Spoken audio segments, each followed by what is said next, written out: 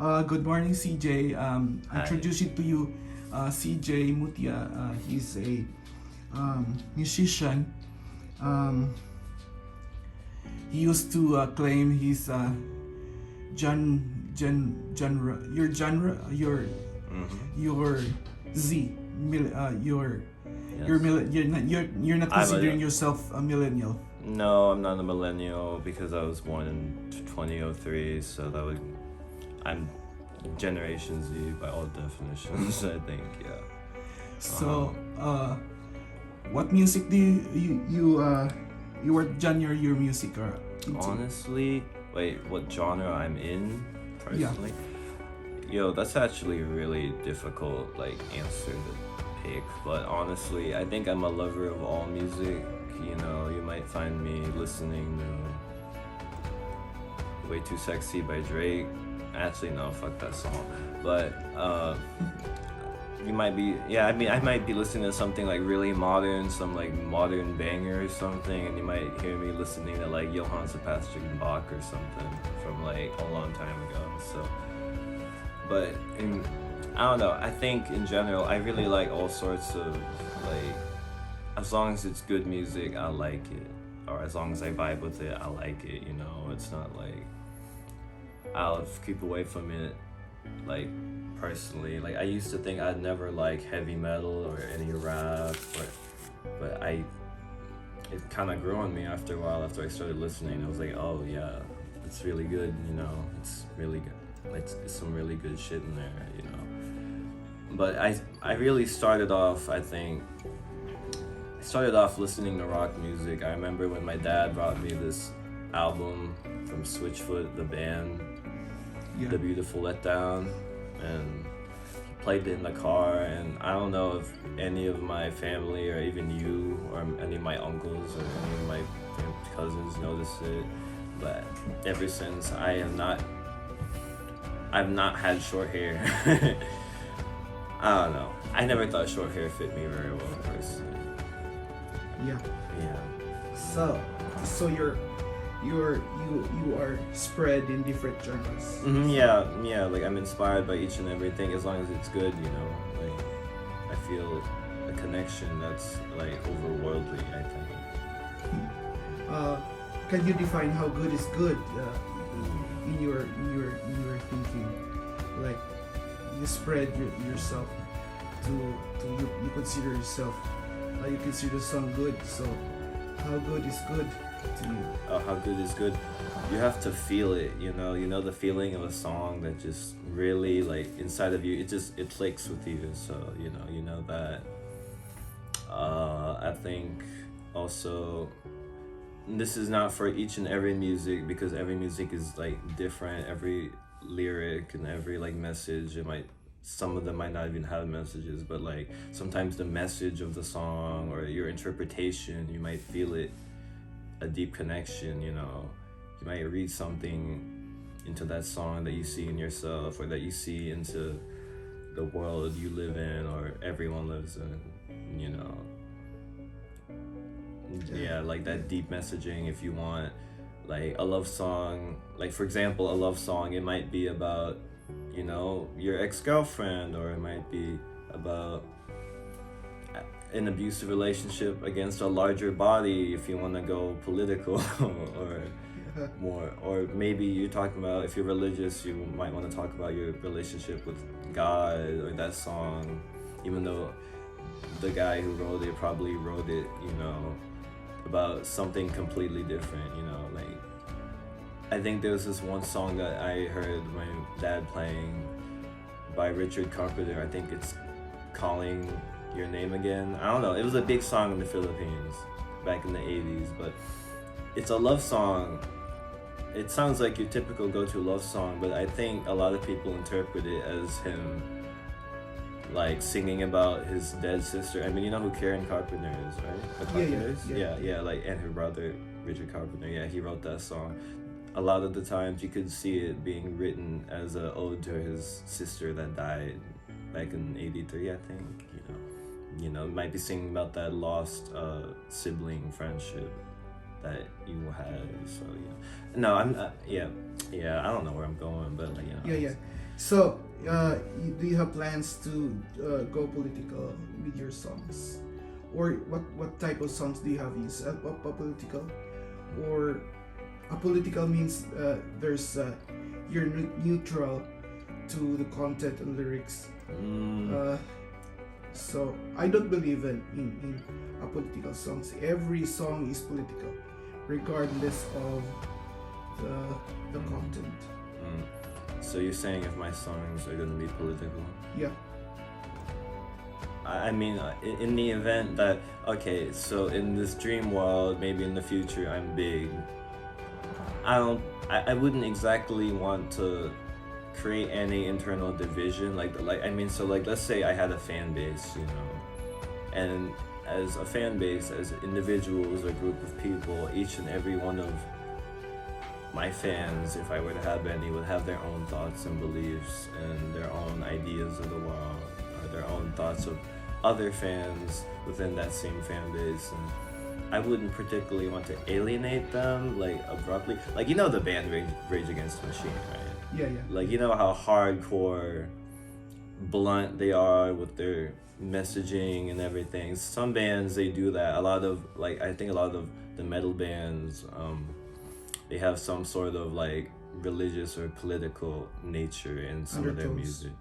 Yeah, like especially if you know War Pigs by Black Flag, that's I'm fairly sure they're criticizing the Vietnam War at the time, which, you know, that song was made during, you know. But if you're wondering if I would put it in them, like, I think maybe I'd put undertones, maybe I'd like write it like in the, okay, so like I might be writing a love song about an abusive relationship, but it's really an abusive relationship against the government, not against a girl, but you can interpret it as a girl, if you know what I'm talking about. Like, you could write it like that. I a lot of the times I might write songs in a very, like, the lyrics, because like I like writing lyrics, you know. It's like painting, you know, you paint with your words, and I really like that. I like writing. I've written books before, and I really like doing that. So I like writing in general. I like writing poetry. I like making words, you know, and like combining phrases together. So like I think I would mix a lot of like undertones, maybe on like politics or sex or religion or love or heartbreak, and just like I'd paint a vivid picture with all of it, you know, into my like own personal like I mean, I'd be able to, like, a lot of my songs are personal in the fact of how I feel, so I would like do that. Yeah, and yeah, like I think I would put a lot of undertones that includes like political undertones, you know. So I have you write you write books, you write articles. Where do you publish it? I know that you wrote some stories before, an offshoot of your gaming worlds, gaming world. Yeah, I was really young back then, so I was like infatuated with video game culture, and I mean I still am. I think I always will be, but yeah. So you're talking about my writing? Yeah. I mean, there has been this one book or idea that I've been thinking about writing, and it's this like giant fantasy world. Like at the time, I was really inspired by like the Game of Thrones world, and I really liked how like the author of the entire series, George R.R. Martin, instead of like, you know, doing what other fantasy genres do, like Lord of the Rings, where they focus on like magic and witches and hobbits and everything, and he focused more on like the political nature of ruling a kingdom, you know, how dirty, how ugly all these mind games the people in power were doing to each other just so that they could get, you know, become king, you know. Yeah, and I really admired like all the people at court. They all seem that they're all like united for the king or against the king, but no, they all have their own interests in mind, you know. like in that TV show, the like the king himself did not want to rule, so his I think his like right hand man, as you would say, basically ruled the kingdom for him for the time being. The king was just like sitting there, like it's just a title, you know. He's over here like fucking whores and everything and drinking all night, but his right hand man, he basically just did all the work, and a lot of his like council members were just sitting there. They all had their own interests in mind. They all came from a really rough place, so they just wanted to elevate their position of influence and power on everyone because they didn't get it before. I think that's like something I really like, and like for my novel, I kind of made my own world with my own fictional kingdoms and wars and battles, and it was just really like I was gonna write that maybe like a year or two ago, but like I didn't have time, so maybe in the future I might reconsider. You can publish it on Amazon. Yeah, on Amazon. Yeah. And what you're doing music, making music. What apps do you use? Oh, I mean, like since I'm poor as crap right now, and I'm just some 18-year-old with a phone and headphones, I literally made all my stuff on BandLab. And it's like this free app that you can use on your phone. Like I was just like trying to find good music apps because I was just like I really like doing what I'm doing. I really like music. Like I just feel musical in general. So like I wanted to find a perfect app or like a good starter app. I think even like for like this is even like good for like even for even like professionals and everything. It's like a really like technology just evolved like very fast. Like this nanotechnology, like it's getting smaller, and then you can do. Your phone now is very powerful. Yeah, like if you had that back in the old days, they'd be like, what? They'd be like, what? Yo, like I can like no, instead of like rotating the thing and then putting it in my head, no, I could just do everything on here. You know. I know it's like the ultimate Generation Z like nerd thing, but like I don't know. I mean it's cool, you know. I think in the future kids might be just their mind is their phone. I don't know. They have like a chip inside there, maybe. Probably. Yeah. So what are your plans with your music? Do you how many music do you have now online? I mean, like honestly, I've been messing around with music. I wouldn't consider it like finished, like all-time amazing products, but I think I released 5 tracks earlier. Yeah, I've released 5-ish, you know. The first 2 were just me scrolling around because I was just trying to get to know the app.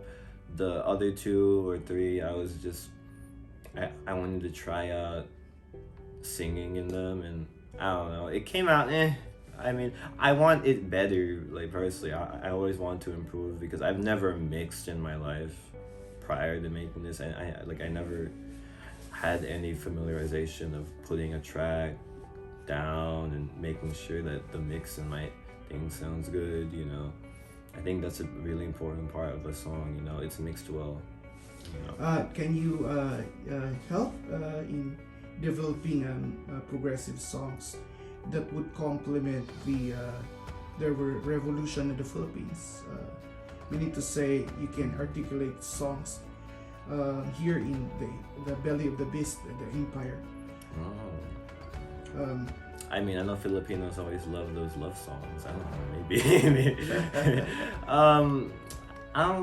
maybe. Look, if the revolution in the Philippines were to interpret my song as a song that they can vibe to and like dance to or like to sing to, I mean, they could, you know. It's their interpret. Like I'm not gonna be that possessive over my music. Like you really don't have a choice on who likes it or who doesn't, you know. I wouldn't mind if they liked it or they didn't, or they thought I was crazy, or they thought, or like they loved me, you know. Like it's okay. Like wait, so like are you saying I would produce solely for them? No, that's solely can help develop songs that articulate the interest of the Filipino people here in the belly of the beast and in the home front. I think a few songs. I mean, I think a few songs in mind I might write about, you know, how, I don't know if you ever heard John Lennon's Working Class Hero. Yeah. It's a very blunt, it's just a guitar and him singing about, you know, how they mold you. But like, maybe, I mean, like I wouldn't be, I'm not sure really, like if I had the elevation of power, the power is not a good word, like popularity, I might start, but like you know how many times you've heard like an artist these days are talking about their opinions and it's just like, okay, I'm just gonna go eat my sandwich now, I just want to watch TV. No, I mean like I think like, okay, now who's like a really notorious one? Who's a really notorious celebrity that just everyone's like, why? I don't know. I don't know. It's like why they exist. Like, oh, like maybe like the Kardashians or something. Like, why do you have a show about you? I don't know you. I don't relate to you. You live in this giant house over here. I'm some high schooler like living in an apartment. Yeah. I could give less. I mean, the amount of shits I give about your life are like zero to none. like why? Why? Like about them shits I give. Okay, thank you. But like I would like, I mean, I would make a big banger about, you know, how people are and how people is. You know, I don't know. Wait, like my father's band, like you know the song People. Yeah, like da da da da da da. Yeah, like I really like that. Saint Miss. Yeah, Saint Miss. Yo, like it's actually been a thing. Like me and Papa Bern and maybe my dad. Like I don't know. Like they always thought that I could like redo the songs with me singing. Maybe. Like, maybe. There's some things that we have to do with the lyrics and try to convey the need for people to organize and to revolutionize. That's based on how we become so creative with parlaying the lyrics at hand. That's a challenge for us. Yeah, right. Yeah. Okay, thank you CJ for talking, and I will be featuring your songs here at redlamp.net. Redlamp.net is a news hub of Filipino Americans here in the US. Trying to be progressive as much as possible. So we are trying to feature artists, songwriters, writers here at redlamp.net for the whole year, with the end goal of developing our arts and culture, literature, or take on things. I've been writing on boxing, and I'll be traveling in Los Angeles to meet our boxers there, Filipino boxers within the diaspora. Thank you CJ for the interview. Yeah, my pleasure. Don't worry.